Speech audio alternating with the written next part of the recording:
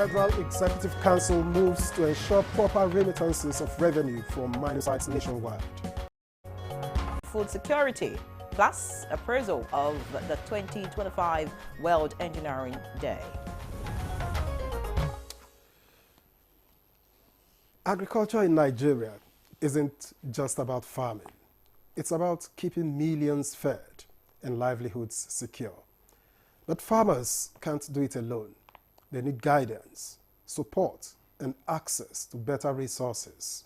And that's where agricultural extension comes in. Absolutely, Victor. Now, think of it as a helping hand for farmers, connecting them with experts, teaching them improved techniques, and making sure they have access to better seeds, fertilizers, and even farming equipment. But here's the challenge. Funding is limited. Technology is outdated. And many farmers still struggle to get the right information, of course, at the right time. That's true. Also, yeah, despite these obstacles, agricultural extension services are making a difference. From training farmers on sustainable practices to connecting them with markets, it's helping to shape a more productive agricultural sector. And that's crucial because right now, food security in Nigeria is a major concern. New data shows that the number of food insecure Nigerians rose from 66.2 million in early 2023 to 100 million. Even more, concerning, 18.6 million people are experiencing acute hunger, while 43.7 million are in a crisis or worse. Shocking numbers, depressing numbers, if you like. And let's be clear, food security, it's about whether people can afford, access, and consume nutritious meals consistently. When food is scarce or too expensive, health, economic stability, and even national security can be threatened. Exactly. A food secure nation is a healthier, more productive nation. Children grow stronger, workers perform better, and the economy benefits. And don't forget that food security also means jobs. It can boost agriculture, drive investments in rural communities, and even help prevent social unrest. That's why today on Good Morning Nigeria, we are taking a closer look at agricultural extension and food security, two issues that impact us all. I'm Victor Azu. Welcome to the program.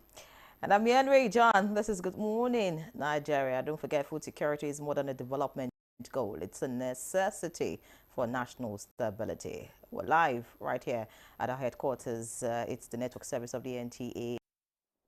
And while President of the Senate, Godswill Akpabio, says the 10th Senate acknowledges and embraces Nigeria's diversity towards the attainment of shared prosperity for all citizens across the country. Addressing the United Kingdom branch of the Commonwealth Parliament Association in Abuja, Akpabio noted that the policies of government are reflective of the dreams and aspirations of all Nigerians, and emphasized the willingness of the legislature to collaborate and deepen engagement with other parliaments to enrich practices. Legislative excellence and the unshakable belief that the nation's strength lies not in its wealth nor its armies, but in the integrity of its institutions and the freedom of its people. In the Commonwealth delegation, Kate Ofuni Osamo drew attention to better inclusiveness for women in governance and called for the passage of the bills that seek special seats for women in the parliament.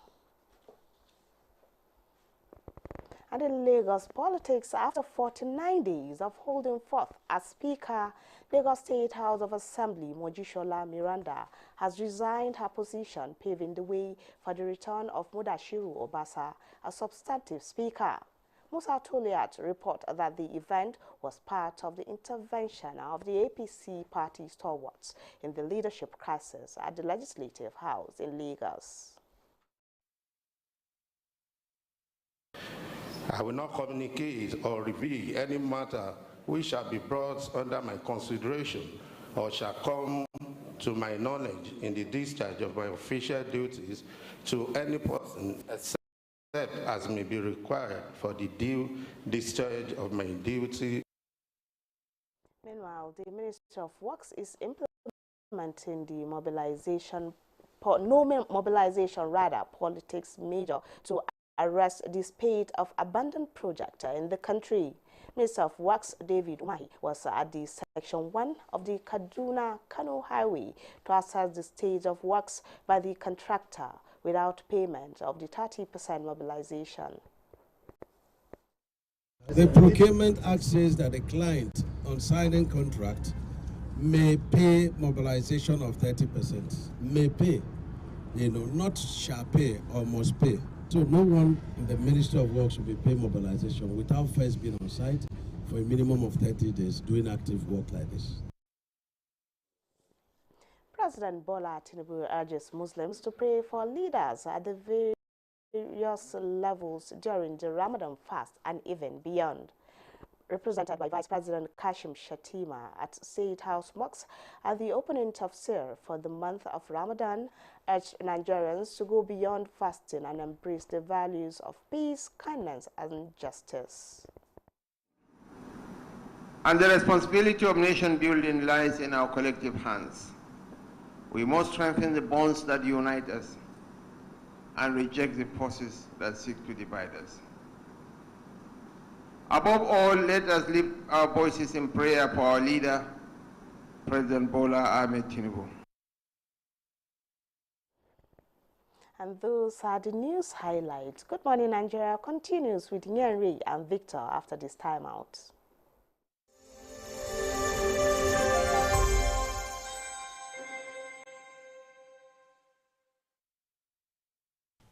I am Oluremi Tinubu, the global and national Stop TB champion. Many people have asked why I've chosen to champion the fight against a disease like tuberculosis. My reason stems from a deep personal experience. I once had a friend who unfortunately fell ill and concealed the nature of his sickness until it was too late. Eventually, after he passed, we discovered he had tuberculosis. Sadly, due to the stigma and discrimination surrounding the disease, he would not speak up or seek for help. His death was a painful reminder that we could have intervened and saved a life if only we had known earlier.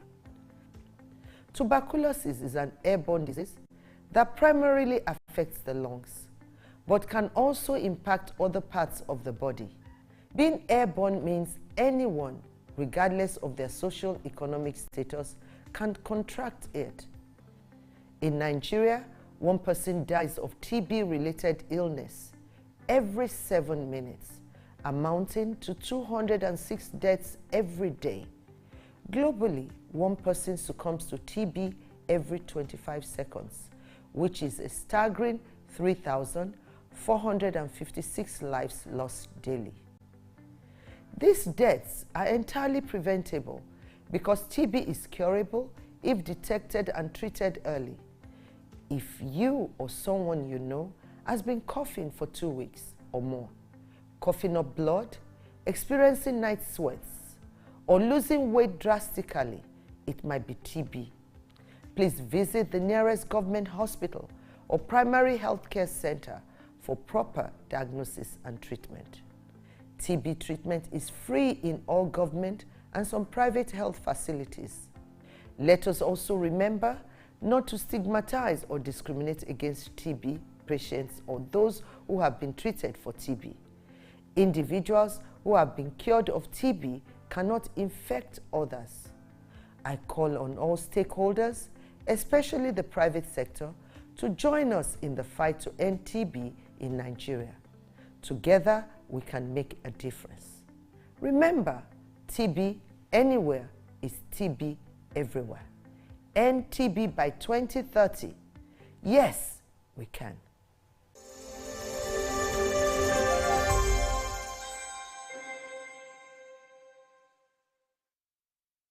شهر رمضان الذي أنزل فيه القرآن Nigeria Television Authority, NTA, Federal Radio Corporation of Nigeria, FRCN, and Voice of Nigeria, VON, cordially invite the general public to its 19th annual Ramadan lecture. Topic: Faith, Politics and Power, the involvement of ulama in politics and its implications. Guest lecturer, Sheikh Maruf Onike Abdulaziz, Chief Missioner, NASFAT Worldwide. Chairman of the occasion, Idi Mukhtar Meha, Minister of Livestock Development. Special guest of honor, Muhammad Idris, Minister of Information and National Orientation. Royal Father of the Day, His Highness Mala Ahmed Nuhu Bamali, Emir of Zazzau. Chief host, His Excellency Malam Ubasani, the Executive Governor, Kaduna State. Host, Malam Salihu Abdul Hamid Dembos, Director General, NTA. Dr. Muhammad Bulama, Director General, FRCN. Malam Jibril Babandachi, Director General, Voice of Nigeria. Venue, Lumana Multipurpose Center, River Close, off Jabi Road East, off Sultan Road, Kaduna. Date, 8 March 2025. Time, 9 a.m. Inshallah. For partnership or advert placement. Announcer, Organizing Committee. Some say learning is fun, but as a mom, I see how demanding it can be for my child. That's why I ensure he starts every day with a cup of Bonvita. Bonvita, prepare them to win every day. No buy am. But why? No see say this big bull bag of rice no get the new big bull holographic seal. Not true. Introducing the Big Bull Holographic Seal Tape, your favorite authentic Big Bull rice, 50 kg and 25 kg. Now with holographic seal tape. This is to ensure you get the premium product from Big Bull Rice. Do not buy if the holographic seal tape is not on the bag or is broken. Big Bull Rice. Tasty rice nourished you. So hot, Auntie. You'll get used to it. Yes! What's the big deal? It's just a cereal. Just a cereal? You're talking about something that has helped thousands of Niger farmers provide for their families for decades. And it's packed with the energy and nutrition. That's why Golden Morn is so special to us. You get it? Keep enjoying Niger's favorite breakfast cereal fortified with Grain Smart, a special combination of iron and vitamins to help your family make every day golden. I get it now. Nestle. At break time, when my champ needs to keep going, he's going to need his favorite snack, containing calcium, iron, and fiber. Milo Energy Snacks, snack of future champions.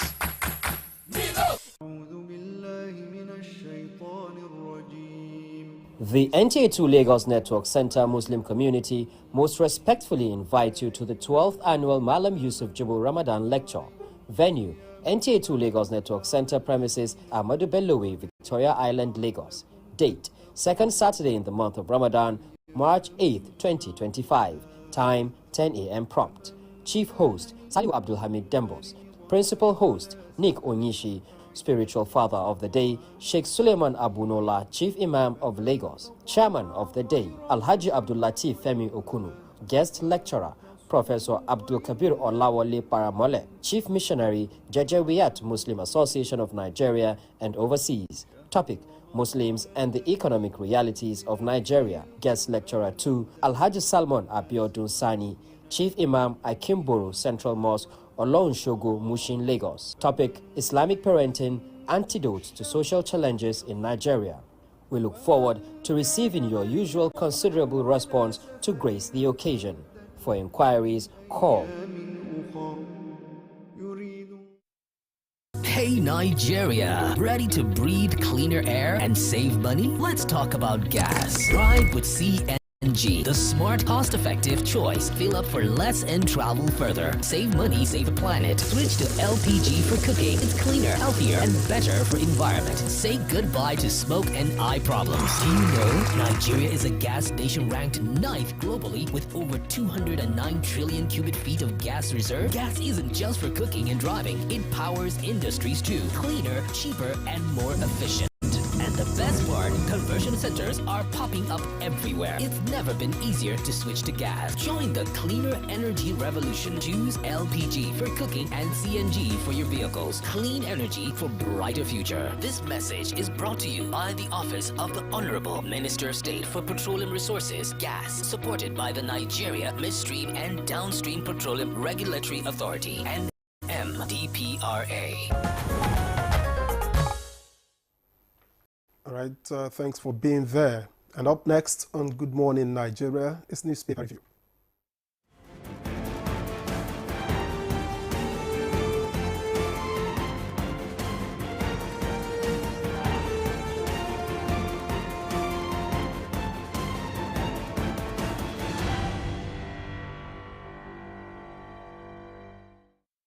All right, Chukwudi Okoli-Ogbaja is right here with us this morning. Good to see you again, sir. Good morning to you. Thank you for giving full quality, to my name. Chukwudi Okoli-Ogbaja. Ogbaja. Mary, good morning. Good morning. Are you Mary? Wait for your turn now. No, I don't need you to mention my name. Victor. Good morning, Victor. All right, the newspapers are loaded this morning, but let's begin with the leadership. And the lead story here reads, high cost of medical care. More Nigerians facing health concerns over self-medication. That story is on page 4. And of course, the diagram beneath details, the prevalence, 52.1% to 92.3% of Nigerians. And then the hazards. Of course, more important causes of self-medication, high cost of medical care, extended hospital wait times, limited access to healthcare facilities, and ignorance among those. And then to other stories, above the nameplate, Ramadan, Tinubu calls for compassion, national healing. That story is on page 6. And to the right of that story, Natasha must defer to Senate rules. That's according to the spokesman. And that story is also on page 6. Below the nameplate, Discos record 60 billion naira electricity bill shortfall in December. For details, head to page 7. Now, Lagos lawmakers weep as Miranda steps down for Basa. That story is on page 7. And just before we leave the leadership, FG approves 11 new private varsities. That's on page 6. Nigeria records 38 cases of Lassa fever, 9 deaths in 7 days, page 4. So off we go to the Daily Trust. The Daily Trust leads with Army Varsity Prof kidnapped, CSP rescued hours after abduction. And it has the rider, bandits pick up Zamfara APC World Chair, ESCO members. That story is continued on page 4. Above that story, you have a threefold. Rivers Assembly gives Fubara 48 hours to present budget, page 15. Price war rages as NNPC matches Dangote's 860 naira per litre, page 20. And FEC approves 507 billion naira for Abuja, Kaduna, Zaria, Khan Road. Details on page 7. And at the bottom of the Daily Trust, front page of the Daily Trust, Obasa returns as Lagos Speaker 49 days after, page 14. FG gives nod to 11 new private varsities, page 5. Victims recount ordeal as robbers attack church, homes at Abuja suburb, page 22. And finally, how to practice healthy Ramadan fast is on page 36. All right, let's look at the blueprint now. The blueprint, of course, leads with the situation in Rivers and Lagos. And the caption is just beautiful. Tension heightens in Rivers. Calm returns to Lagos Assembly. Nice. And the rider says, Fubara gets 48-hour ultimatum to present 2025 budget. I'm not scared of impeachment. Governor boasts. Wants people to take their destiny in their own hands. And Miranda steps down. Obasa returns as Speaker. Beautiful. Above that, how NDLEA arrested wanted international drug baron in Lagos.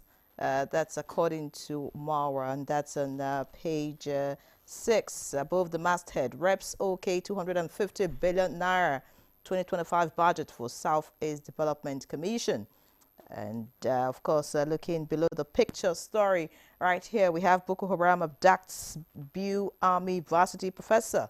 Others kills 11 in midnight attack on Niger gold mining site. And because of time, we'll quickly take one or two more headlines here. UTME 2025, JAMB registered 1.6 million candidates. Its exercise closes in 6 days. And finally, Ramadan, Kebbi reduces working hours for civil servants. Chukwudi. It's a pity. I mean, what happened to the Dean of the Faculty of Engineering of the Nigerian Army University in Biu, that's Professor Abubakar El Juma.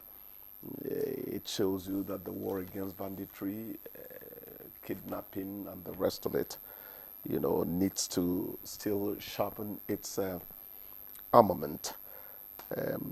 People are still not safe. There is a reduction, clearly, but we still have not. My people say, if what you're killing has not died, you don't put it in your pocket. So the battle continues. It is not just a job for security people, as we keep saying here. Let's hope that all those who are in the theater of these disturbances, let me not say war, would work together. It's really unfortunate. It's also reported that bandits picked up as Zamfara APC ward chair and ESCO members.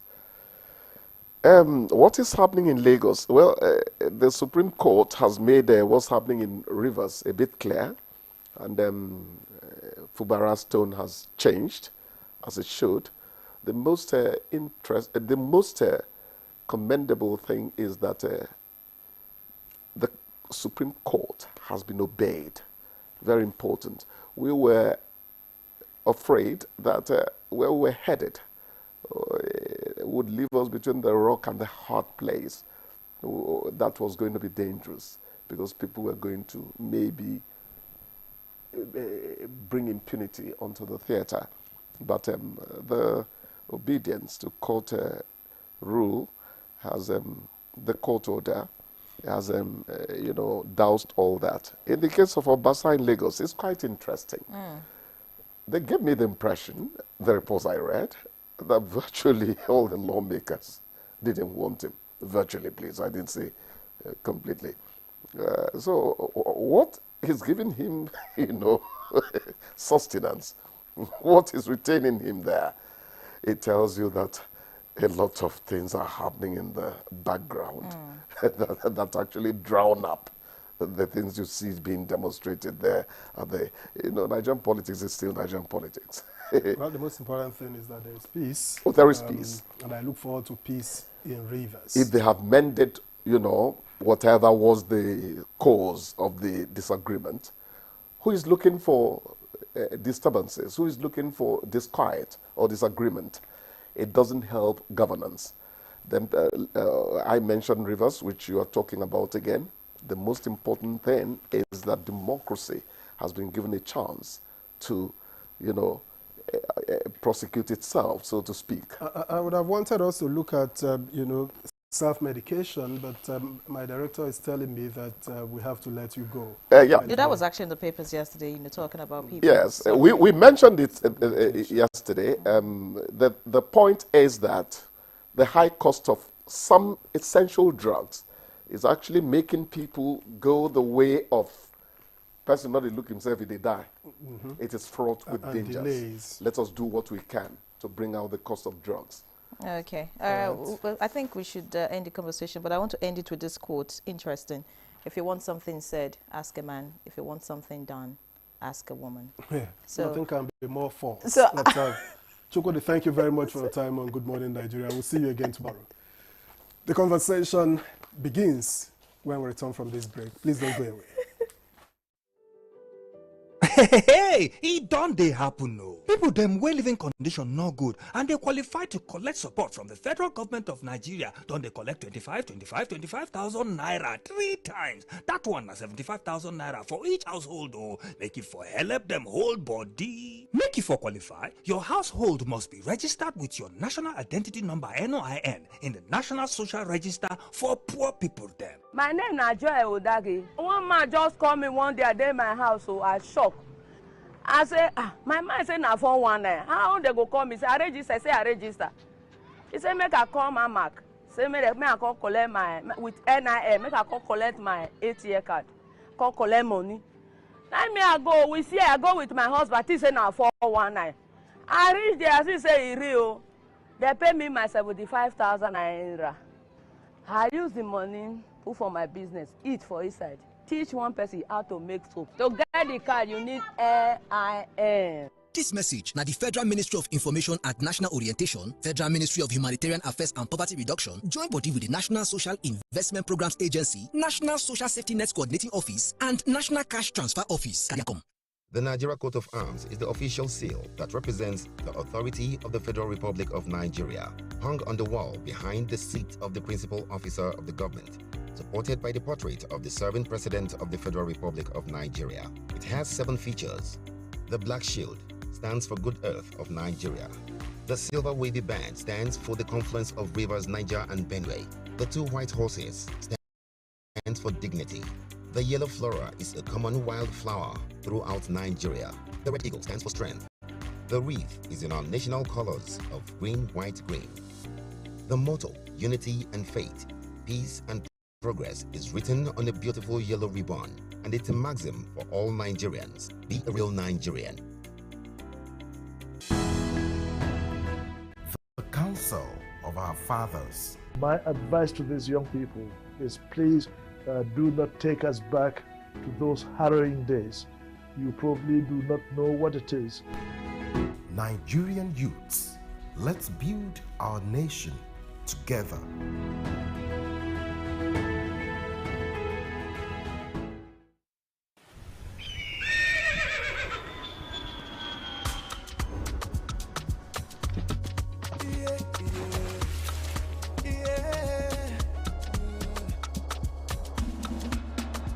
From the Atlantic across the savannah to the Sahara, we rise, the land of the free, we know they tire. We dream great, our spirit is undying. Resilient, rooted like palm tree, we swear in colors, we take a deep deeper, we make solutions, we ignite passion, yeah. Diversity is unique, we have more than just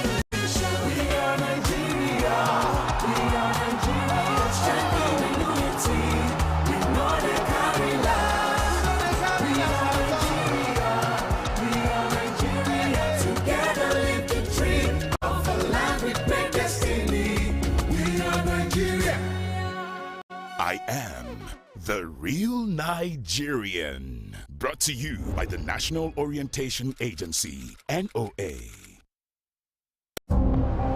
Nigeria is perched on a treasure trove of solid minerals. Gold, coal, tantalum, tin. But none is more critical to our future, or the world's future, like lithium. Let's talk about illegal mining operations. What is our strategy?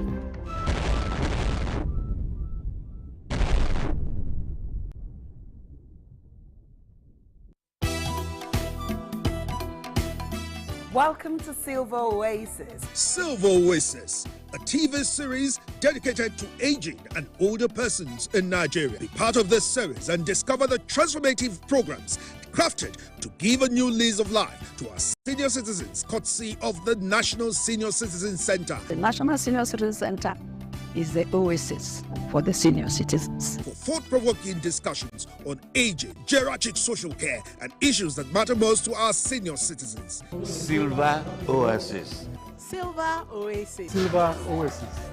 Tune in to Silver Oasis on the network service of the NTA every Saturday at 10:05 p.m. Silver Oasis, improving the quality of lives of senior citizens.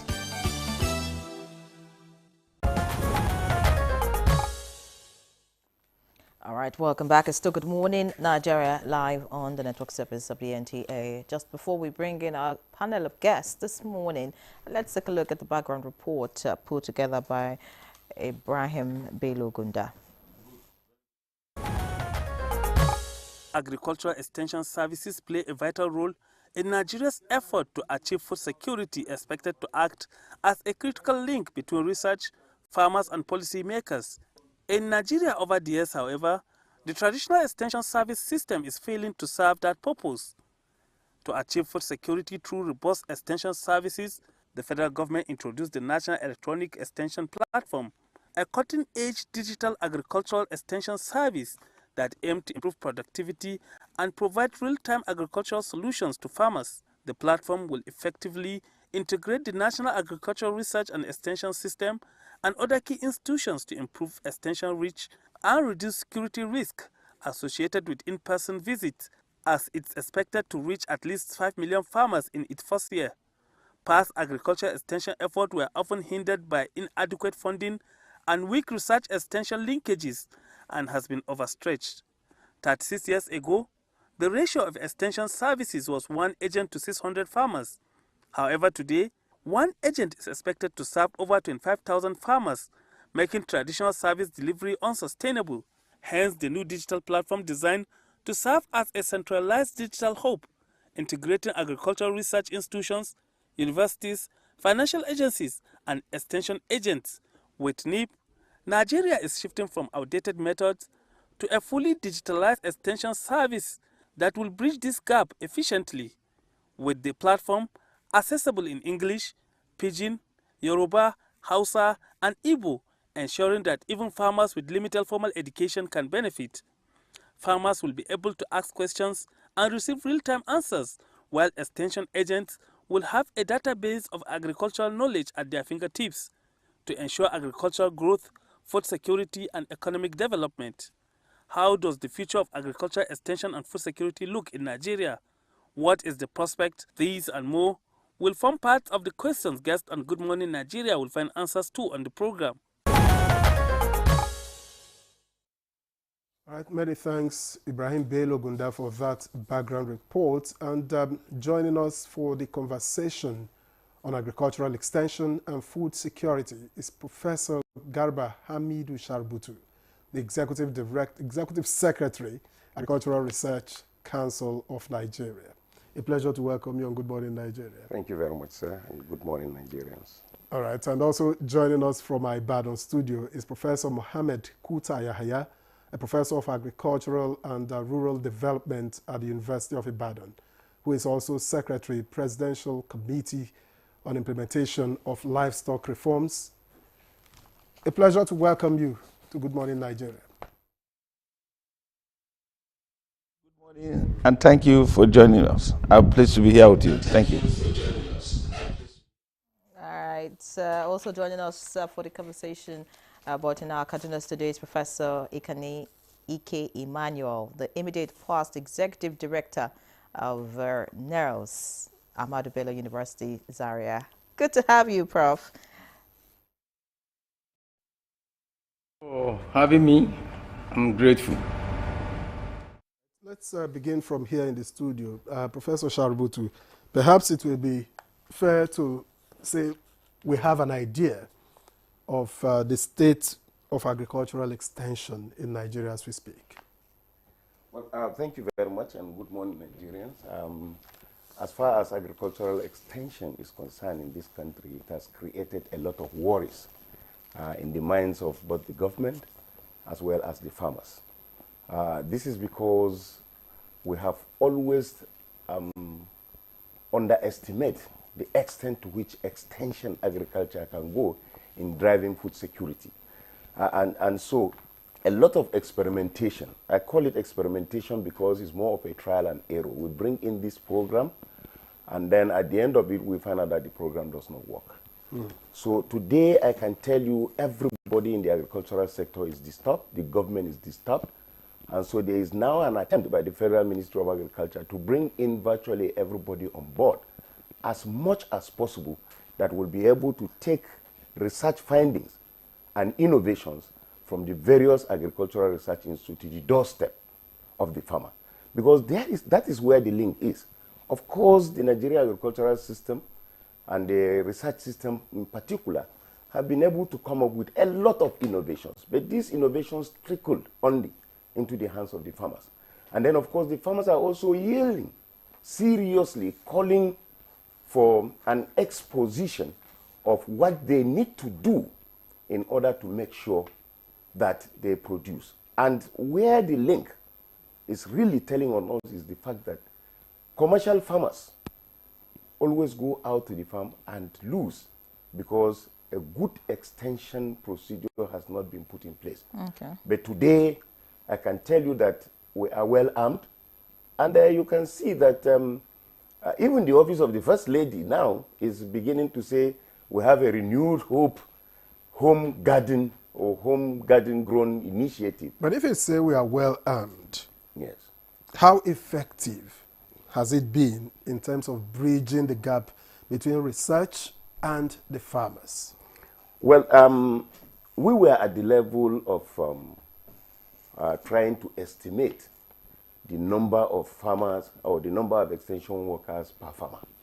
But today there is an introduction of the National Electronic Extension Platform. Now, this National Electronic Extension Platform is a platform that is going to reduce the physical contact, to reduce the barrier between the innovation centers and the farmers. And maybe when we get along, we'll be able to expose what this platform is. All and right. that is what we mean by saying we are getting ready. All right, many thanks, Professor Sharabutu, for your opening comments. I'd like to get to Professor Yahaya, and I would really want us to begin, from the very beginning, as they say, because someone may be watching this program, a farmer may be watching and may not even know what agricultural extension means. I mean, what does it entail? Professor Sharabutu has tried to tell us, where we used to be, where we're headed and all of that. But just break all of this down. When you say agric extension, what does it mean? And, what is Nigeria's standing as far as agricultural extension is concerned? Professor Yahaya.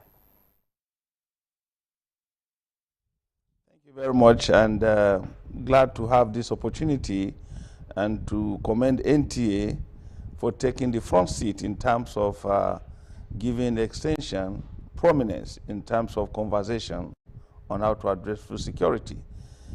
Extension, as you all know, is the process of a trained professional who is armed with information to act as a link between research and end users of research findings. They are trained professionally to empathize with the farmers who are the end users. They are trained to be able to communicate in the language that the farmers will be able to understand and interpret and take action accordingly. They are professionally trained in terms of sociological, in terms of psychological, in terms of, having the feel of what the farmers feel. They don't look down on the farmers. They are also trained to bring back to research findings that are peculiar to the circumstances of the end users who are farmers, to research so that research can find solutions to their problems. In the process, we have had historical background of many interventions in the Nigerian agricultural system as far back as the colonial era, in terms of when the first botanical garden in Ibadan, which later became the foundation of what we now call Federal Ministry of Agriculture in 1894.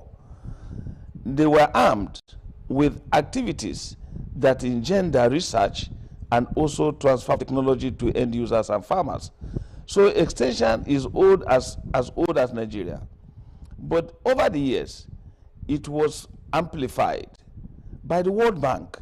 And kudos to the World Bank for initiating the agricultural development programs, because hitherto you have Operation Feed the Nation, you have Green Revolution, you have all those programs. But the one that situated agricultural development intervention in Nigeria was the ADP system, where you have what we call training and visit system that was adopted as a methodology, whereby extension agents will go on visitation and train farmers and therefore transfer technologies to them. And if there are new technologies, they do what we call seeing is believing. By having plots for demonstration plots, where they will apply the new technologies for farmer to see. And then they will also have a side-by-side of it, technology that are traditional to the farmers. Because the future of innovation is a very difficult, complex situation. In the future of innovations, it's categorized, and you should appreciate that. And that is why some of us in extension profession, we are very, very uncomfortable. We are charlatans, and people who are not professionally defined do extension work. They don't understand the concept. They don't understand the nitty-gritties. And that is the foundation. For instance, in the future of innovations, you must understand that there are innovators. There are many people, when you introduce new idea to them, they proceed to adopt it. They don't waste time. We call them innovators. There are those we call early adopters, who will wait and process, ask questions before they adopt. We call them early majority. There are those who will stay in between and wait to see whether if it will work or not work. We call them the late majority. Then there are those people, no matter whatever you tell them, they will never believe you. They will still stick to their own traditional practices. We call them laggards. Therefore, if you are not trained as an extension professional to do extension work, either administratively or in the discharge of extension work, and you don't understand all these things, it becomes a problem. And that is why in the whole circuit of agriculture, in the entire ecosystem, you discover that there are people dealing with crops, there are people dealing with animals, there are people dealing with fisheries, there are even people dealing with agroforestry or silviculture, or all the practices that are encompassing in agriculture as an entire system. It is only the extensionists that are trained to have the basic and rudimentary knowledge of all these things in the interest of survival of the agricultural system. So therefore, we see that over the years, the success of the ADPs was based on professionalizing extension in terms of training, in terms of logistics support. Extension workers were designed in such a way that from the top management to zonal level, to village level, to block level and village level of extension delivery. And it was effective. They were provided with vehicles, they were provided with motorcycles, but immediately World Bank ended its program, ADP collapsed. Many of the ADP structures were no longer available. In those years, you have tractor hiring centers, you have information centers. Farmers were provided with very potent seeds. They were supported on how to apply agrochemicals. And in the process, we had bumper harvest yield, and I can tell you confidently that the issue of food security was at its toppest level in Nigeria at that moment. Unfortunately, we have a window of opportunity that was blown away when President Muhammadu Buhari insisted that Nigeria must not import what we produce. Nigerians must consume what we produce. And therefore, the cliché that, or the phrase that produce what we eat what we produce, was very significant for our success story. Unfortunately, the sustenance is a big question. Nigeria has become a dumping ground for even food products that we could produce. Massive smuggling and importation has affected our local producers, and 75 to 80% of the food we consume in Nigeria is in the hands of small-scale farmers. So I welcome any technology or any innovation as an extensionist, but let's tarry and make sure we do not jettison the traditional practices that still worked for us and still gave us success stories. Because right now, yes, you will say technology. Why do you power those technologies? In terms of light, in terms of accessibility, because it's not the issue of technology transfer.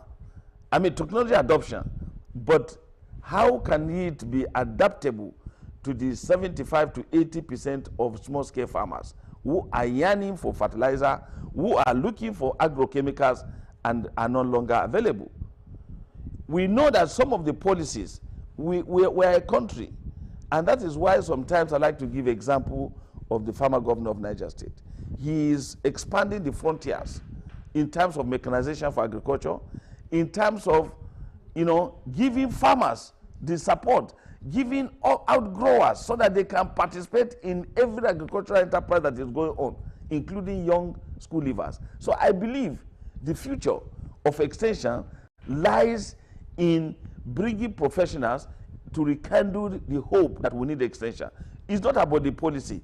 We have the first faculty of agriculture in Nigeria, in the University of Ibadan. We have the first department of agriculture extension over 50 years ago in the University of Ibadan. So therefore, even if you want to put people into extension, you can bring it, we can train them, and they will be prepared to do extension work.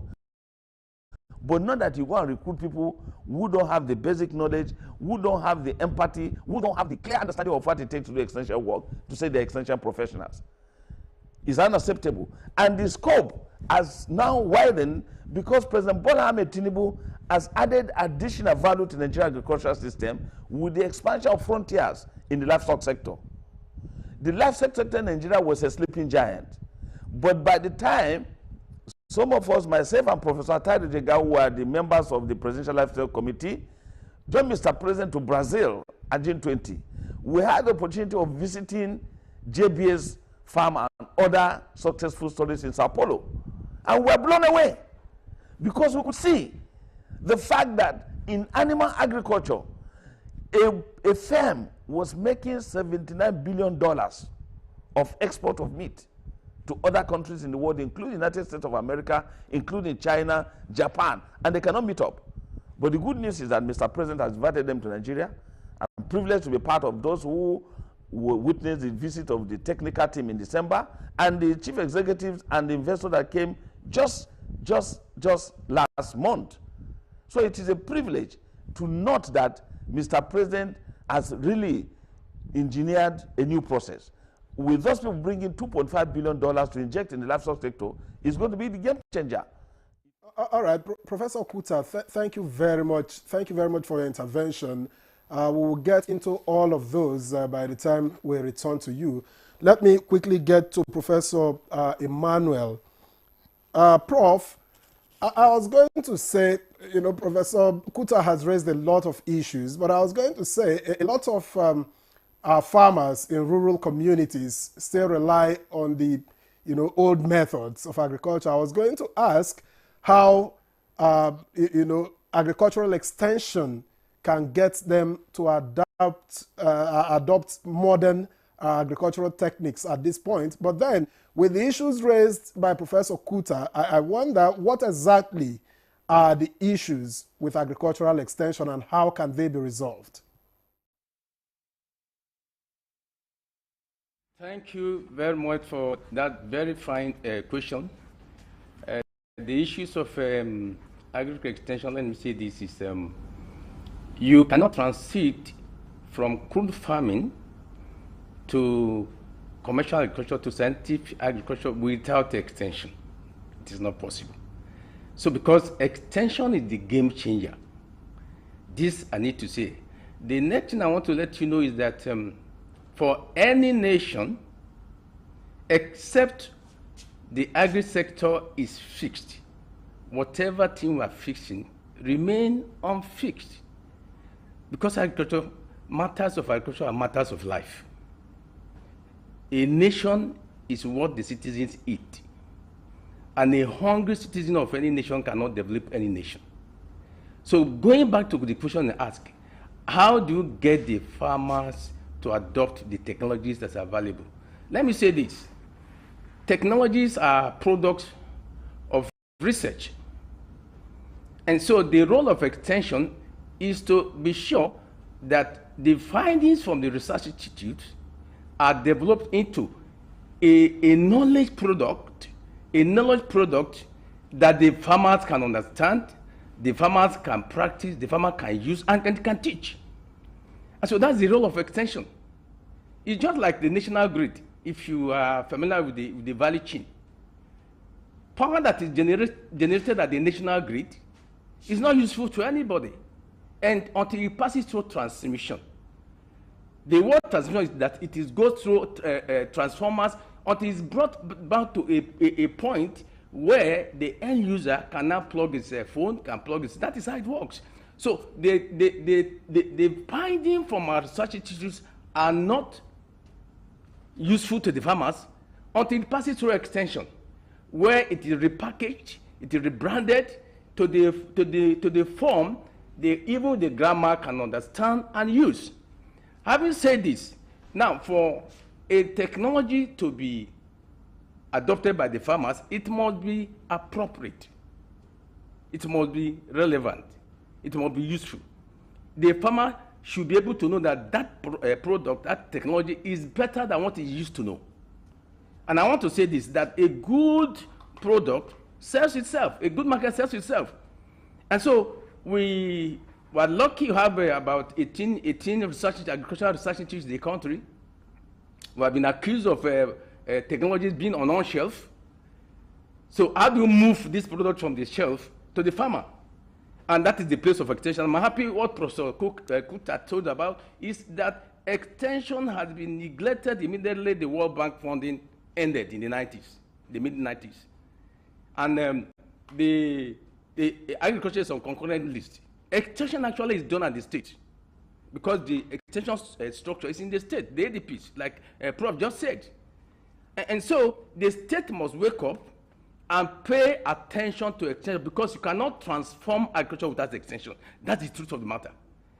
Now, luckily for us, we now have the local government funding that has improved by the present administration, and it's a good development. So because the land are in the local government, the farmers are also in the local government. So we need to wake up and to know that this is an issue we cannot pay lip service to, because we do that at our own peril. We must pay attention to it because food is what a nation must fix before going forward in all other development. So how do we do it? It's very simple. We must make sure that our research are demand-driven. And when the product comes out, it is relevant to the field. And to add to what you need to know, the present actors of the field need a lot of replacement. They are becoming aged. They are mostly uninformed about the modern techniques of doing agriculture. And so what we need to do is, because if you look at the determinants of adoption, education, level of education is number one. Because someone that's educated has this gift of quickly understanding and appreciating changes. Because extension is a change, it's about change of behavior of the person that's supposed to handle the technology. And for that to happen, education is relevant. So we need to begin to look at the way we can attract our youth, particularly those of them with the knowledge in agriculture, to begin to look towards agricultural production. But that can happen until we do something about the drudgery system on our farm. I have said it. We did a survey in my institute and discovered between 75 to 80% of Nigerian farmers are using cutlass and hoes. And there's no way we can be doing cutlass and hoes and you think youth will come into it. So what is the recommendation? Let's go into reducing at the populated cutlass and hoe with relevant simple labor-saving devices that will take away drudgery from the farm. The second one is that we should make agriculture not to look at it as a stigma to go into it. Let us make it lucrative. Let it make in other countries, agriculturists are the rich guys in the country. And let me say this, our agri sector is a gold mine waiting to happen. Let me also add to you that the title, Giant of Africa, was not given to Nigeria by petroleum. It was given to Nigeria by agriculture. When you have the pyramid, when you have the cocoa and everything, so we have to go back to where we took off as a giant of Africa, and that is agriculture. It is the mainstay of our economy even up to today. We should not be deceived. So we have to make our research relevant by funding it, making sure that the output of research are relevant to the field, and that can only happen when we do it demand-driven. And by the time the product comes out, the farmers can pick it, can use it, can practice it, can teach it, and the country is good to go. That is what I want to say.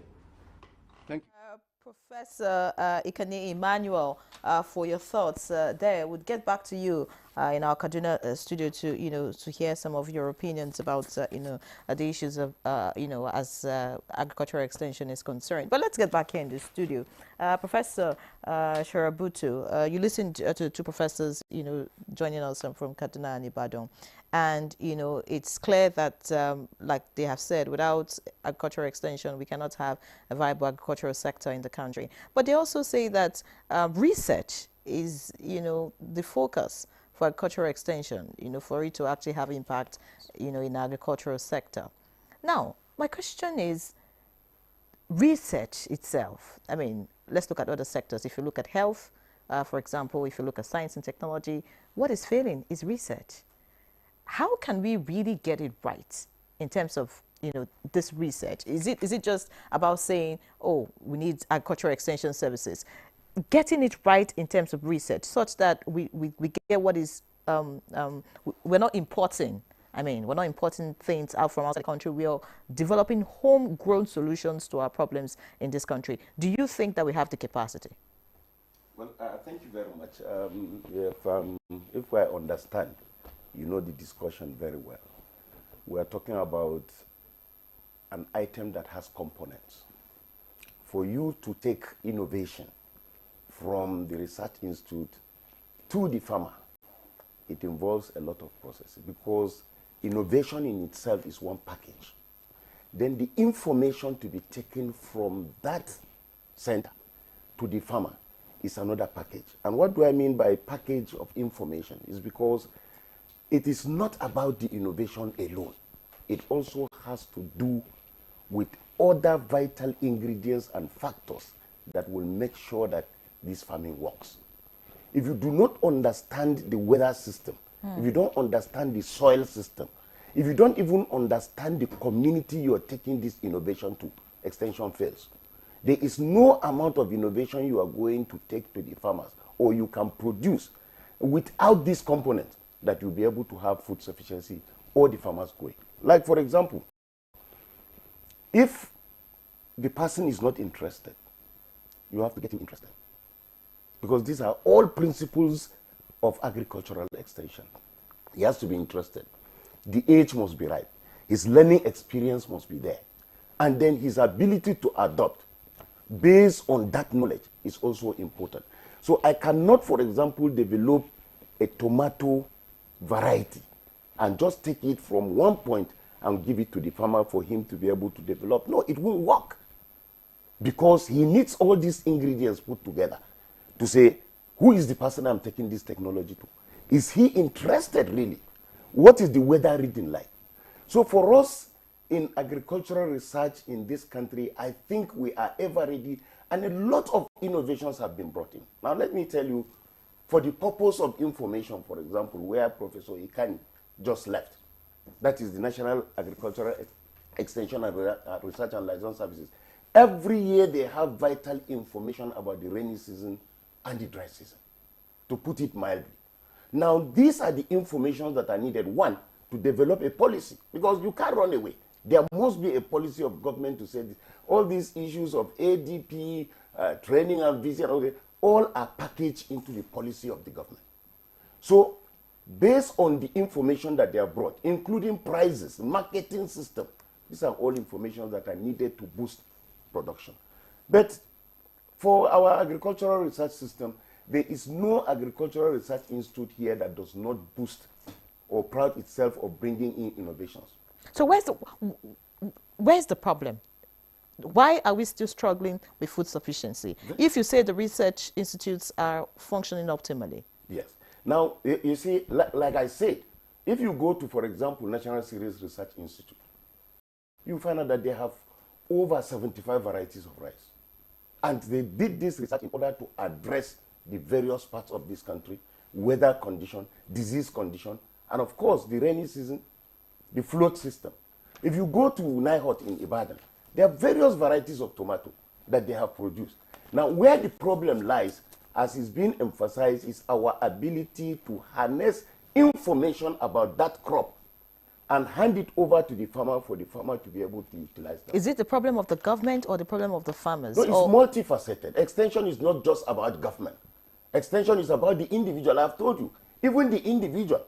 Yahya Kutta mentioned it. He said, your even ability to adopt that new product that is given to you also matters. He said, we have the laggards. These are people that cannot be changed.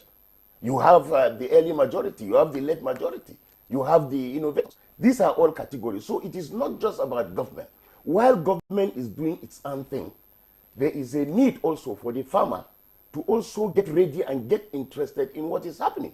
Now remember that these farmers are being diverted by so many things. During political era, once the money is flowing, I don't see you bringing in farmers to the farm. During rainy season, during disease, during security, these are all factors that put together and discourage farmers from going to farm. So it is not just about government, it is also about the individuals. Again, what is also being emphasized is the character and nature of the people that actually take this information. For example, if I register as an extension specialist, for example, am I really interested in that work? Or do I see it just as an avenue to make money? So you find out that we have 16 agricultural research institutes in this country, including NCAM, that is for mechanization. But we also have, in addition to the universities, we also have colleges, federal colleges of agriculture. And their responsibility is to train middle-level manpower. But that does not stop there. It doesn't stop there because the mere fact that you have a degree in extension does not mean that you are an extension specialist. So what do we do? Let me finish. What do we do? We are saying that there must be a specialist training for all those that we claim are agriculturalists to go into extension. Now, if, for example, I say this times without number, for you to get a competent veterinary doctor, you need to go into internship. For you to get a medical personnel, you go to internship. For pharmacists, they need internship. Do we have this type of facility to train extension workers? To move them from mere certificate to the actual practitioners of extension. Irrespective of the university you graduate from, whether you are the first, the last, irrespective of the Federal College of Agriculture you graduate from, what we need there is an extra training similar to what is happening in other professions, so that the person you are bringing in now understands truly what his responsibility is. And by so doing, you don't just go and get anybody and say, come and train in extension. The interest must be there. Now, if he has the interest, you package those that are interested in extension work together, put them under that tutelage of internship, and believe you me sincerely, by the time you do that, the farmers will be able to get what is needed, from the research. So, Prof, are you saying there's something wrong with the curriculum of agricultural extension in the country? Because if agricultural extension is a 5-year program in universities. Yes. Now, if you're asking for an addition, to that program, so are you saying that the present curriculum at the moment, does not meet the present-day reality? You see, it's not about curriculum. You have the teaching knowledge. You have the certificate. But I have compared extension and agriculture in general to what is happening to other professional bodies. The curriculum of medicine is not deficient just because you have a teaching hospital that the person... So how then do we develop interest? Because in the first place, you know that those who even study agriculture, just very few students apply for agriculture, in universities. Yes. Most of them are pushed there maybe because they didn't meet the cutoff for one course or the other. How then do you develop that interest on the part of the agricultural extension workers and also on the part of farmers? Because you have said interest is the key thing here to get success in this field. How do we develop that interest? You see, interestingly, all of us here belongs to one university or the other. I'm telling you that the interest in agriculture is beginning to change. Because I can tell you, for example, with the 52 colleges of agriculture we have in this country, there's no college of agriculture that does not produce a minimum of 200 students in agriculture. Now, talk about the universities.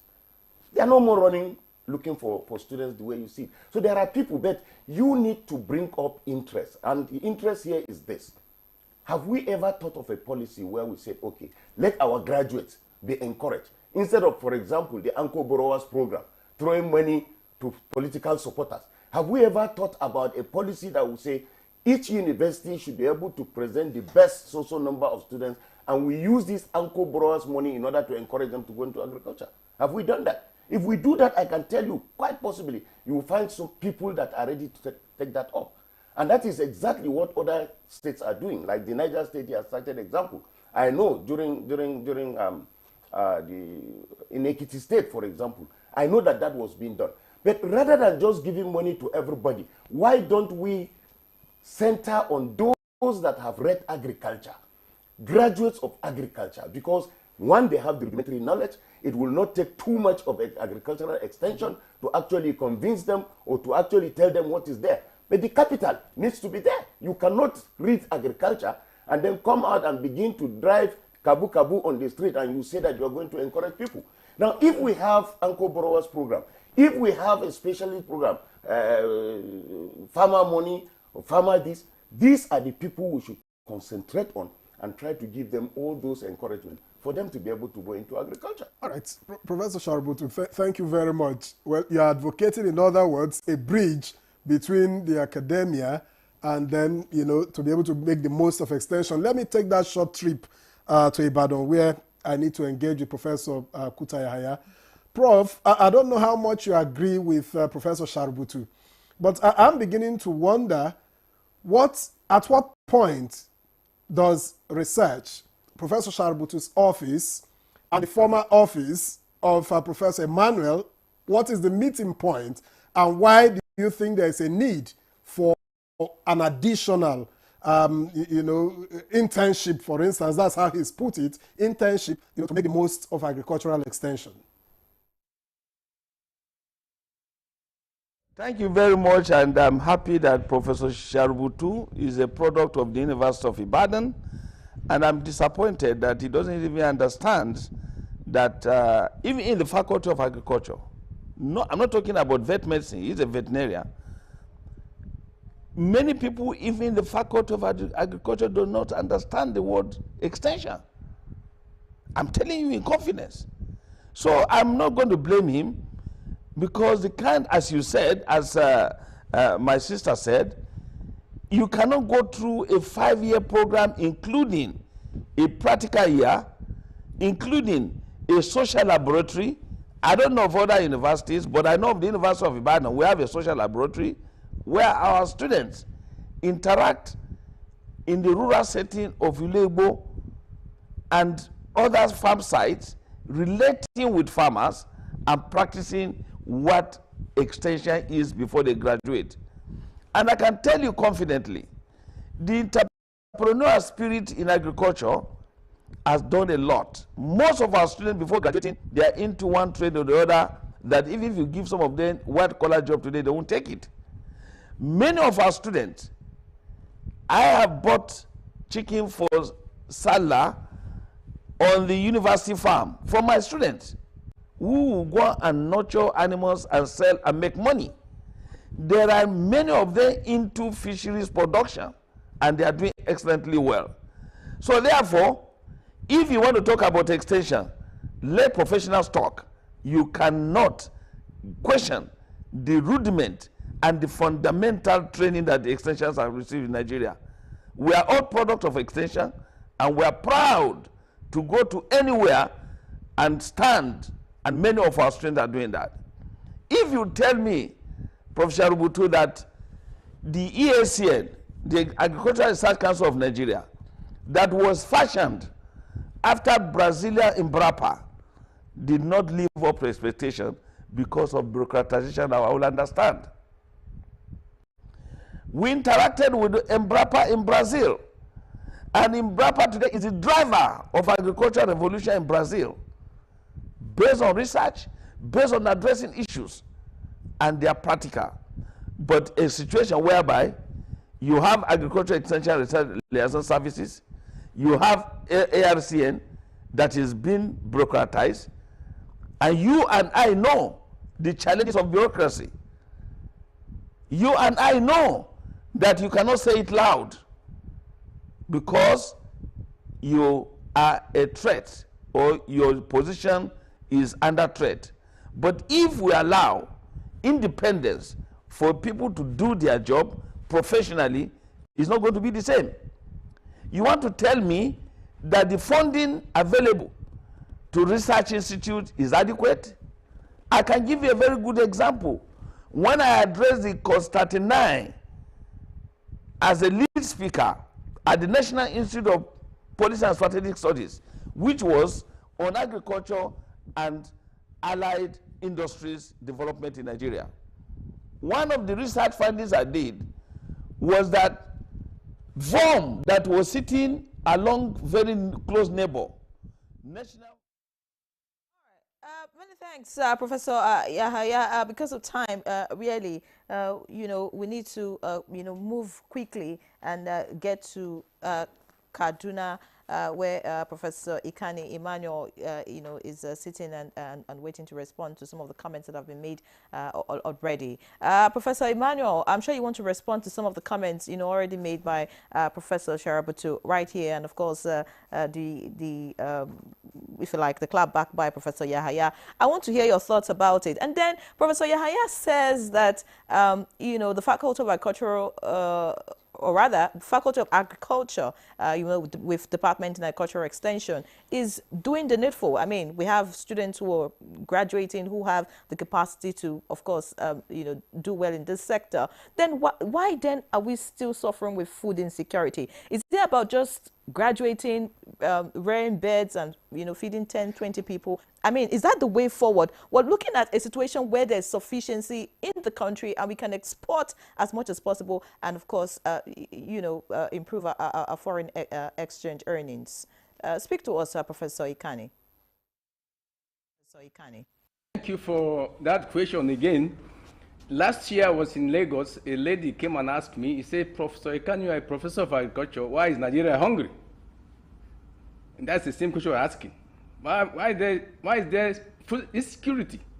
Let me tell you this. There are what we call enablers that make agricultural production work in any country. One of them is seed. The seed system in Nigeria cannot support modern agriculture. Two, this matter of doing agriculture rainy season, crop season, there's nothing like crop season anywhere in the world where agriculture is done, seriously. Because all seasons are supposed to be crop season. After rainy season, if you want to do agriculture during dry season, you take the water to the plant. Two, I've told you about drudgery, that we are still using cutlass and hoes. We need to change from that. Three, research and development is what we have discussed, and for extension to work so that our field, why the problem I think is that the actors on our field are not able to utilize modern technology. The reason is very simple. Agriculture is scientific. It's supposed to be handled by experts and people with skills. And so if you want to do modern agriculture, it's not an all-commerce job. Nigeria has no business having 75% of our adult labor force on the farm. In the US, less than 4%. And that's the sign that we're not doing it right. And so how do you get out of food insecurity? These enablers must be paid attention to. The food system, the seed system, seed is not just the root of agriculture, it's the taproot. And our seed system is still wrong in the country. And the seed, I want to suggest, must be handled by the private sector, because seed system is a serious system, can't be handled by government alone. Now, the issue of the value chain approach that came to Nigeria since 2012 during additional as the minister, value chain is what we must do to bring food to our people. Where we produce and we add value to it to improve nutrition and fooding. Now, the problem we have with our value chain is the word value chain is an industrial term. You can't do value chain after you have done input, you have gone for cultivation, you have gone into harvesting, you have gone into processing, into marketing, storage, and even the eatery. All this must be driven by energy.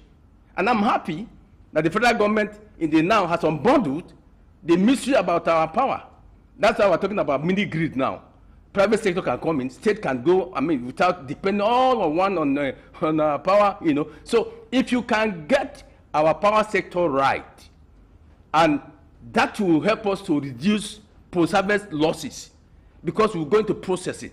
We'll go to value addition. We're going to export. And it will be fine for all of us. Lastly, let me say this, that the issue of food has no political party. And so we cannot pay lip service to agriculture. The matter of food is a matter that has no sympathies for party. You are hungry, you're hungry.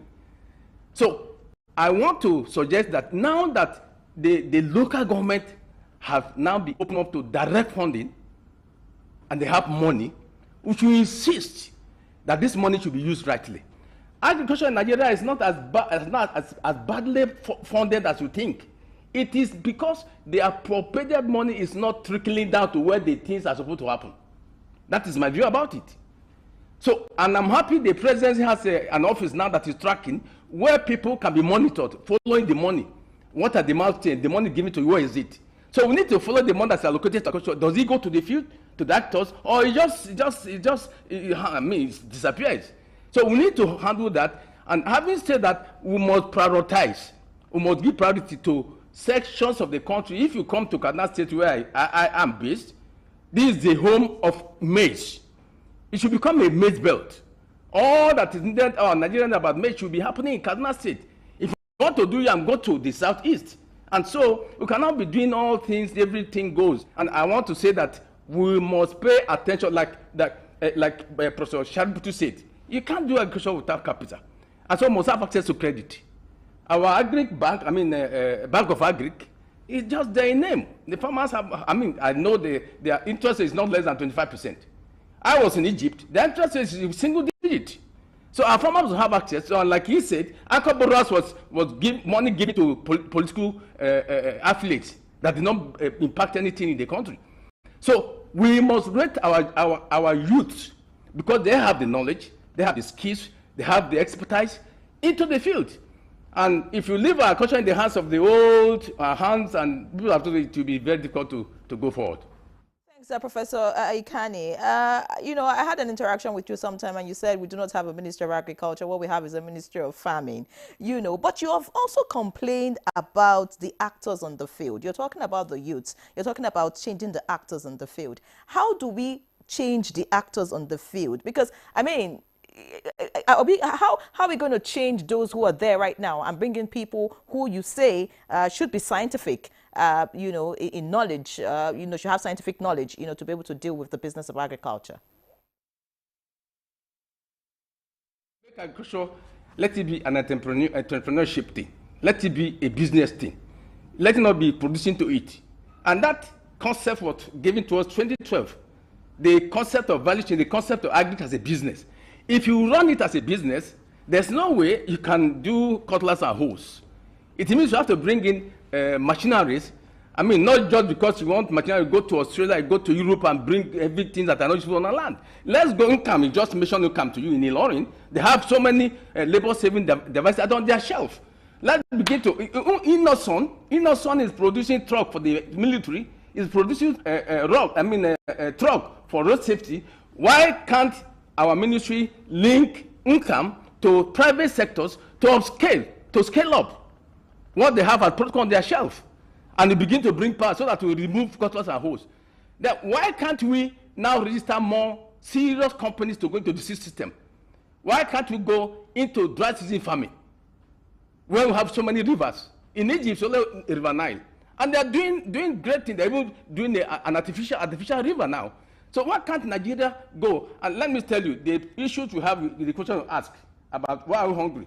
You remember there was a flood 2022. Nigeria lost about 700 billion to that flooding. And it's because we did not pay attention to putting a dam on River Benue to back up the Lago Dam in Cameroon. What does it take? The 700 billion that was lost 2022 can build a dam in River Benue to checkmate the flooding. And so many other things we need to do that are priorities. So we must pay attention to agriculture and fix it. All right, Professor Emmanuel, thank you very much. We must pay attention to agriculture and fix it. But just before we round off this conversation, I'd like to get to Professor Shaributu again. Now, the goal is food security. Now, climate change is affecting agriculture worldwide. How can extension services help farmers adapt, to climate-related challenges? Well, thank you very much. Just like I said, knowledge is continuous.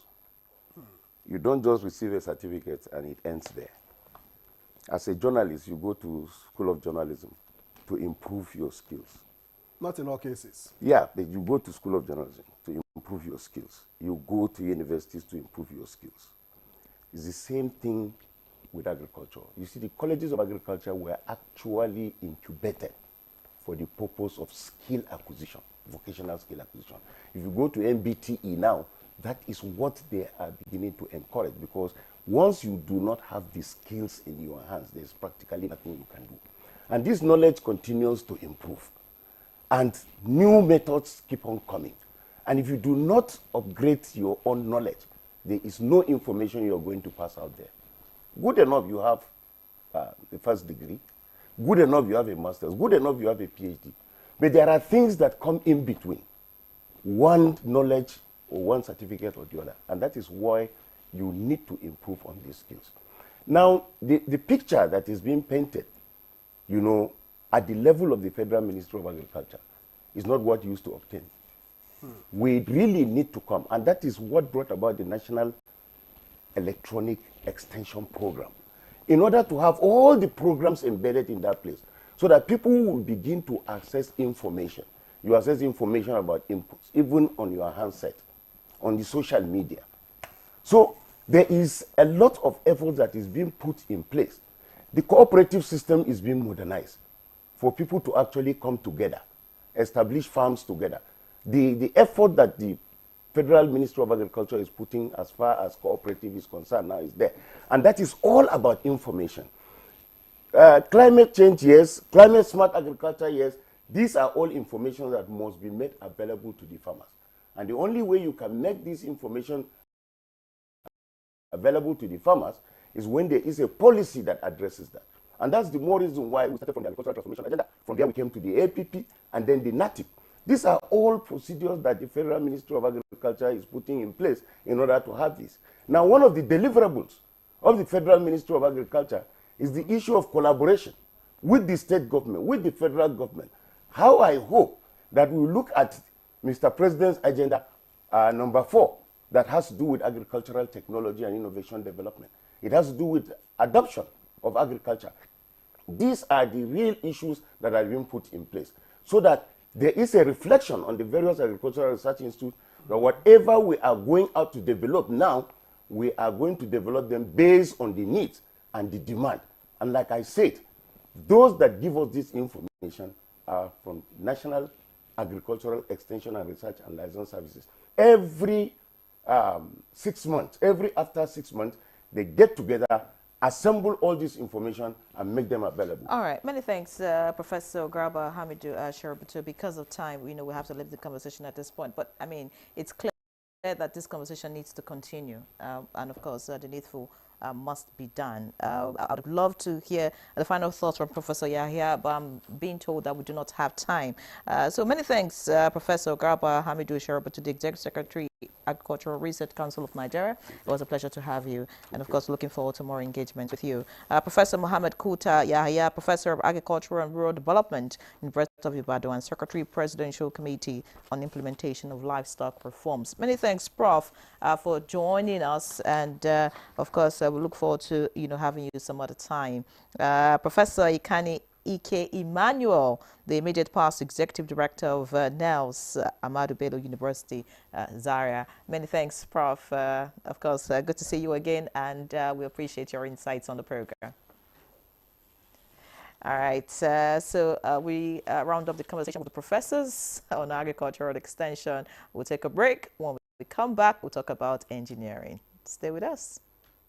The Nigerian national flag represents our country's history, culture, and identity. It was designed in 1959. The colors are Emerald Green 2.0, which represents agriculture, and Immaculate White represents unity and peace. Know how to handle our flag? Illuminate the environment or don't fly the flag overnight. Do not fly a dirty or tattered flag. Take such flag to the nearest National Orientation Agency office for proper disposal and replacement. The national flag can only be flown at half-mast on the directive of the federal government. The national flag must be flown at the same or higher height when displayed alongside other flags. Don't burn or allow the national flag to fall on the ground. Do not print, decorate, modify, or insert the coat of arms on the flag. Our national heroes are not buried with the flag. They are honored by presenting it to their next of kin during interment. Respect our national flag. Be a real Nigerian. This message was brought to you by the National Orientation Agency, NOA.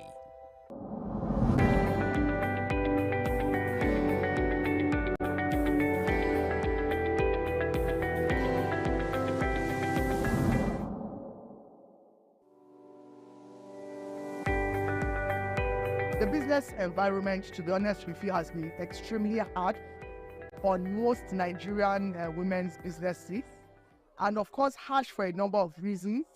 There is no way you would increase or move subsidy and increase the price of fuel that it doesn't have the counter effect. It has been very challenging for so many women. I know that a lot of them have cried in one way or the other to us to find ways of intervening. But that is not to say that it is all doom and gloom. We will still have a few percentage of women that are thriving in this economy, but we hope that we'll be able to get a larger percentage. One of the things I've seen with even our local purchases now is that people are buying more made in Nigerian options of food, of clothing, and so on and so forth than the imported. So that again is helping some of our industries thrive. Surprisingly, the telecommunications is still doing well, and the reason is very simple. A lot of people are going for online options of skills in terms of training, communications, even remote working. And so you will see that people that provide services around those areas also thrive. But I think at the end of the day, it's about partnerships, collaboration, and influencing power from especially the private sector and even the public sector. But we really need the public sector to drive a number of things, especially policies, because the public sector has the national spread above even whatever we can do in our own small way. What has happened over the years is that even the government, for example, is being pulled from different angles by all these stakeholders. We need to harness ourselves to have strategic focus areas, and we should all be moving in the same direction, not using a competitive approach, but a collaborative approach. Secondly, in collaboration, we need to move with large clusters of decision makers. Instead of, the process of reaching out to individuals is painstakingly long and it takes time. And so we need to engage these stakeholders on a larger platform. I think it's very important to identify where you can get help in your own little way. And one of the things I've realized is that when you operate in silo, it is difficult for you to lift yourself out of the situation. Identify ways you can do what you are doing in a simpler way. And if what you are doing is no more profitable, why not find out what can you do in the meantime that will help you? You need to think outside the box and then connect. What you can do is also identify people and become a cluster to provide a service that ordinarily you cannot do alone.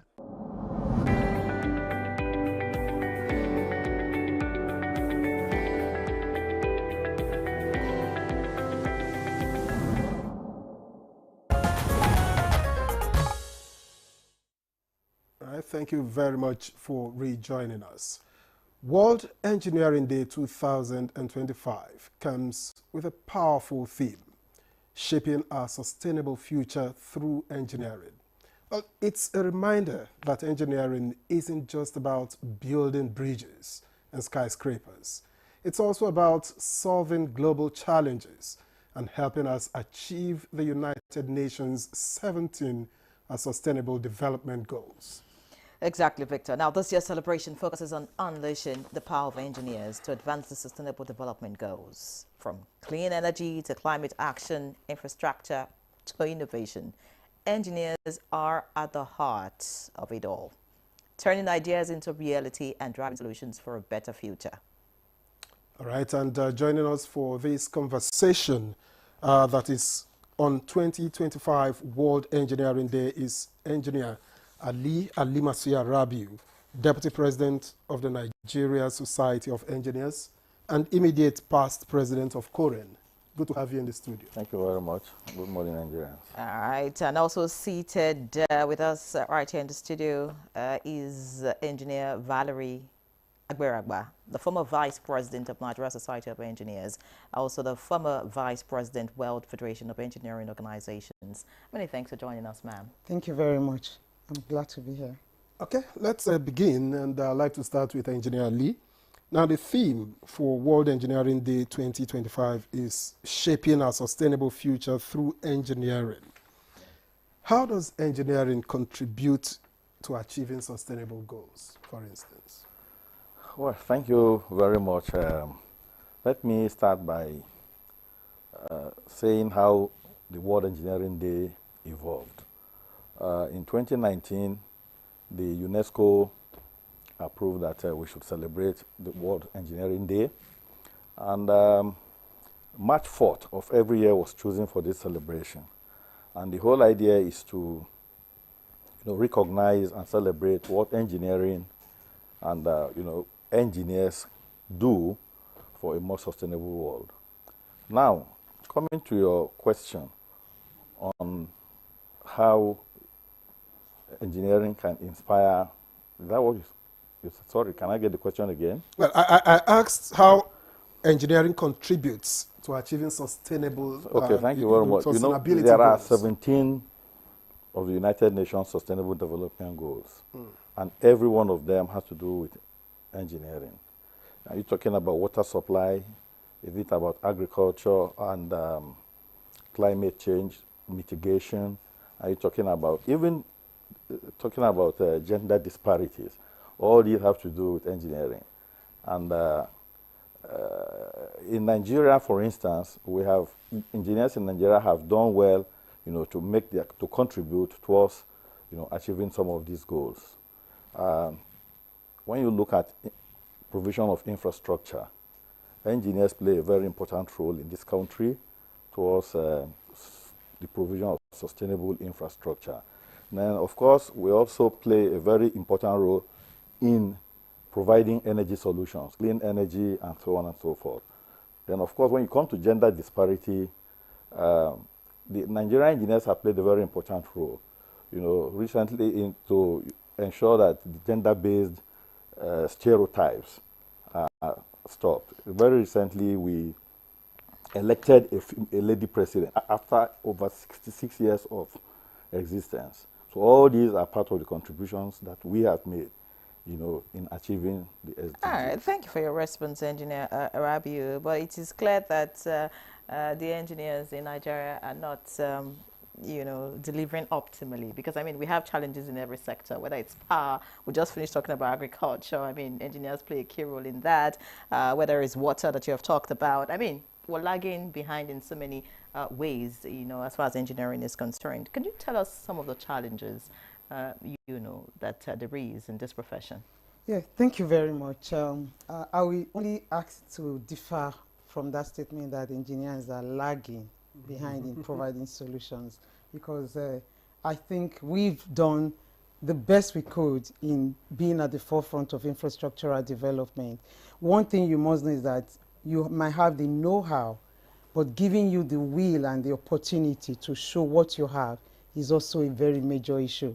Nigerians do excellently well when they are outside these shores.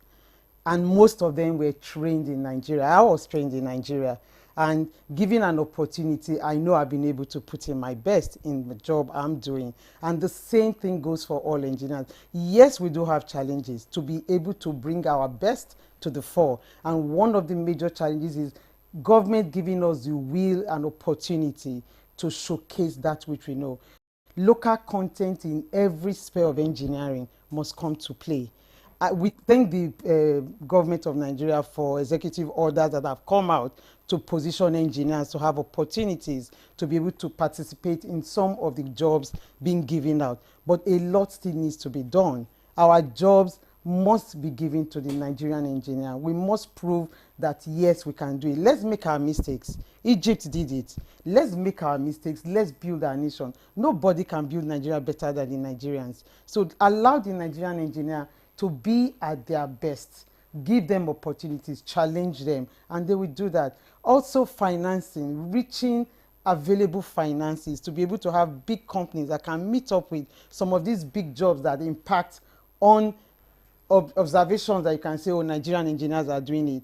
The finances also has to be there. There has to be room for people to access finance to do some job. I heard the agric man talking about people don't have access to money to do those agric extension work. When you have a loan interest rate of 25%, how do you want to manage as a Nigerian to go take a loan and want to do mechanization of agricultural processes and all? So a lot of challenges face the Nigerian engineers, but we know that with time we are trying to overcome each one as the day comes by, because we are quite resilient and we know that we can do it. So you don't think it's an issue of capacity when it has to do with, you know, sourcing, if you like, engineers, equipment, or whatever it is from outside the country? It's not like Nigerian engineers do not have the capacity to deliver on those jobs, no.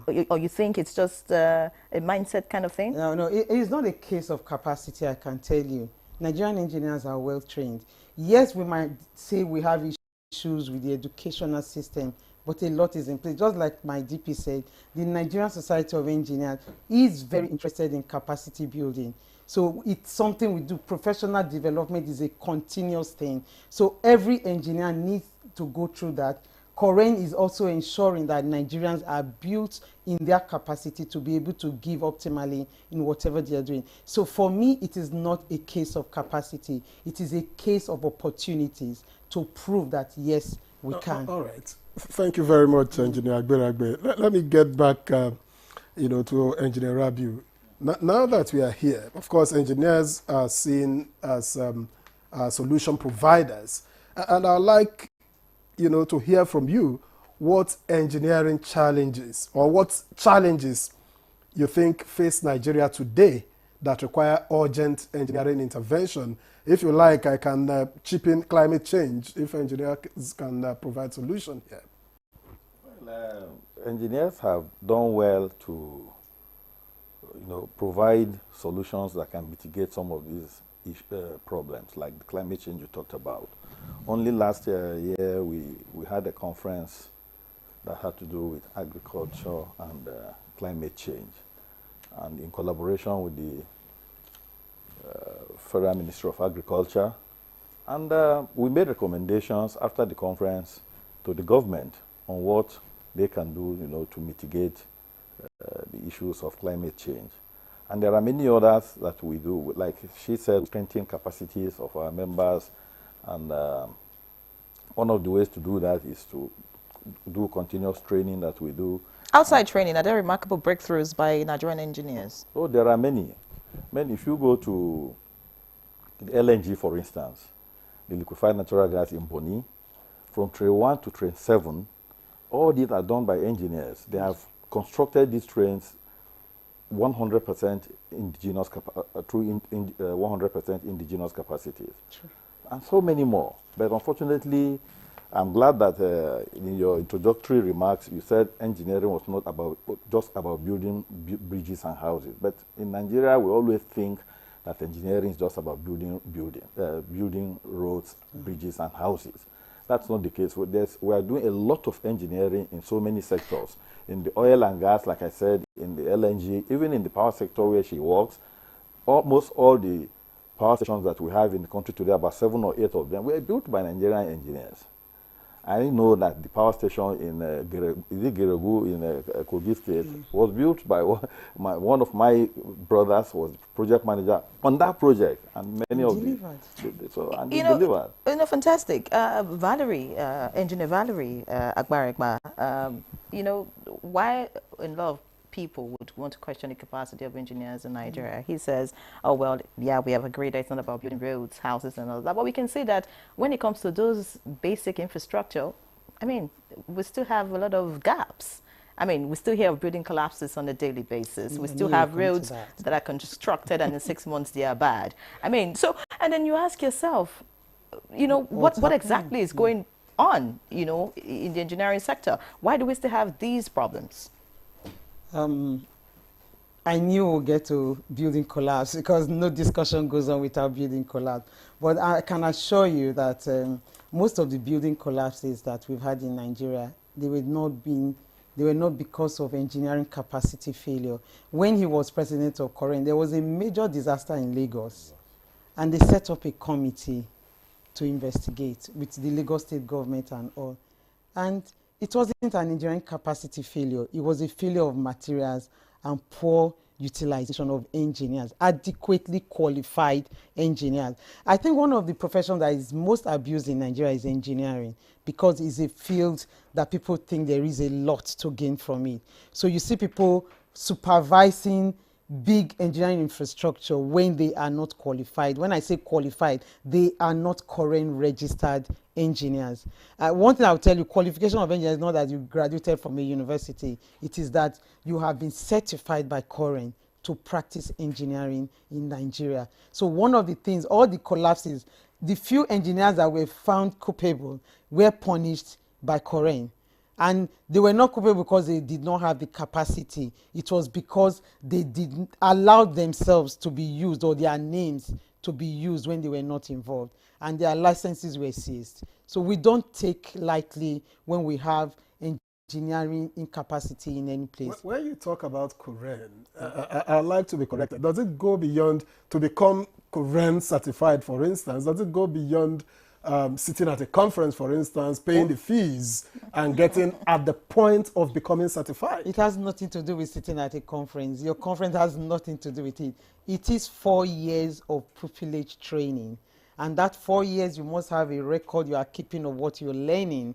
And at the end, you submit a report, you take exams. They take exams, both written and oral and computer assessment. So it's a rigorous process to become current certified. All right. It has nothing to do with conference. All right. Deputy President of the Nigeria Society of Engineers and the immediate past President of Koren should be in a better position to tell us if our faculties of engineering across the country are still. She says she was trained here, and she says, well, the training is perfect. Would you say today, the Faculty of Engineering that we have across the country in different universities are still delivering, you know, in terms of quality? Well, from time to time, Koren visits the universities to look at their programs. After every 5 years, in order to certify whether the programs are still okay, or to identify areas of improvement. And so, so far, I want to believe that the faculties are okay and they are delivering what they are supposed to be delivering. The faculties of engineering across the Nigerian universities can be said to be okay. All right. Now that, you know, we've talked a lot about the capacity of Nigerian engineers and engineering and all of that, why do you think that some, you know, very serious organizations go out of the country to bring in expatriates? No, I don't believe that serious organizations that you're talking about go to bring expatriates. Rather, I would say that some people in government prefer to work with expatriates for whatever reason. Even in the private sector? Well, in the private sector, I can't really point at anyone that has gone to, you know, bring in foreign engineers to carry out its activities. But as for government, I would say yes, they do. For whatever reason, I don't know. But like she said, we continue to advocate to government to patronize our Nigerian professionals, because whatever the foreign engineer can give, we also can give here if we are given the enabling environment. All right. You know, because of time, we need to round up the conversation. Of course, as a woman, of course, we celebrate Madam Oguntala. That's the NSC president. Yes. Yes, fantastic woman doing really good in the Nigerian Society of Engineers. And of course, you're seated here, another powerful engineer. But how can we develop more women and girls? Or rather, how can we encourage more women and girls, you know, to go into engineering, or if you like, STEM? STEM, like yeah, or STEAM. It's been enlarged in so many areas, you know. Okay. Yes. Thank you very much. NSC has been doing quite a lot, and in NSC we have a division, Association of Professional Women Engineers of Nigeria, who also is doing a lot in bringing in girls into the STEM education. And we do a lot on exposing them to what engineering is all about, and which is one of the reasons why we're having this World Engineering Day, for people to understand what engineering is all about. The public should see that engineering is actually the solution to most of our problems. So we bring that to the girl child. We don't, before we're starting at the secondary level, but we realize that by then they have a mindset. So now we start from the very low level, primary level, letting them know that science, engineering is all around them from the time they wake up to do things. So we have programs, we have competitions, we have boot camps. So a lot is being done. NSM, outside having a division for women engineers, also has a committee for women in engineering. And I happened to have represented Nigeria in the World Federation of Engineering Organizations, and I chaired the Women in Engineering Committee. And we actually went out to do a research in Africa why girls don't study STEM. And we have realized that, just like I said, we need to start from the scratch, and we also need to do massive education of the public that engineering is for girls. Okay. In short, if you look at what engineering is all about, we boastfully say engineering is a woman because it's about creation. You can say it's that about again. problem solving. It's about providing adequate environment for things to progress. So that's all that God has given to women. You know, so I get very emotional when you say things about women and engineering. We're in the same spirit. Thank you very much. This morning I ended this prayer review by saying, when you want something said, ask a man. When you want something done, ask a woman. I totally agree and of course, you just corroborated that fact. We won't go into an argument. You can't even go into an argument. There's no time for that. I can assure you of that. No, but it looks like you're celebrating the World Engineering Day. Do you have activities or something you want us to know? Oh yes, we have activities across Nigeria. We have 86 branches, and all the branches are having a program. Some are having public lectures, some are having competitions, some have gone to the radio for public awareness, so that actually places where they know, states where they know that people really don't know much of what engineers are doing. We need to showcase engineers in Nigeria and what they have done, because when it comes to every sector, sustainable solutions, engineers are there to give it. So we're having diverse programs to tell people that yes, we can solve the Nigerian problem. Just give us opportunity, allow the engineers to do what they can do. Know that there is no sustainable solution you can have with the SDGs without the input of the engineers. So there's a lot of public awareness going on, and we're happy to be here celebrating it with you. And we know that the main program will be coming up on the 16th, but all the branches across today are celebrating, and then we come back together to have the national program. All right. Thank you, Engineer Valerie. Let me get back to Engineer Rabiu. How, if you want to nurture an engineer, what obvious signs should one look at for as a parent, for instance, to say, oh, this child will be good in engineering? Are there obvious signs to look out for, or you just find a way to nurture the child from scratch? And what should those be? Well, it could be both ways. You could see some signs of the child doing some hands-on, things at home. Then, of course, you know that this is a potential engineer. Again, like my own self, I wasn't too good in skills growing up, but I, conditioned myself that I wanted to read engineering. In fact, the other day we had this old boys association meeting at my school in Lafia. I went to Government College Makurdi. And so when we were discussing with my colleagues, I told them that I was in the science class, and I was not a very good student in the science class. But I had to condition myself that I was going to read engineering, and I learned it by force. So that also... And it's been fantastic? It's been fantastic. I have been everything an engineer wants to be in Nigeria. President of Korean, president-elect of NSE, I'm a consultant. Isn't that a politician, a political engineer? Anyways, Valerie, yes, please. You know, for every field, a woman in every field, there are challenges. As a journalist, being a woman, there are challenges. Really, share with us what has been some of the challenges for you as a female engineer.